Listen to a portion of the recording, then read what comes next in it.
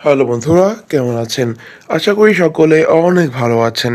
Visa point channel থেকে আপনাদের জানাচ্ছি স্বাগতম।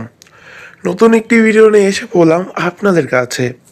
আজকের এই দেশের কাজটি খুবই আকর্ষণীয় হতে যাচ্ছে, কারণ আজকের এই গার্মেন্টস ভিসা নিয়ে আসলাম।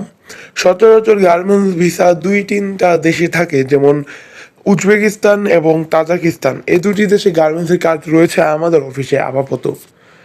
অনেকেই বলতে পারেন, ভাই এই দুইটা দেশ কি? এই দুইটা দেশ হলো রাশিয়ার পাশে একটি দেশ। রাশিয়ার পাশে এই দুটি দেশ রয়েছে, কাজাকিস্তান, তারপর উজবেকিস্তান, তারপর তাজাকিস্তান, তুর্কমেনিস্তান, আফগানিস্তান, এগুলো রাশিয়ার পাশ দিয়েই রয়েছে।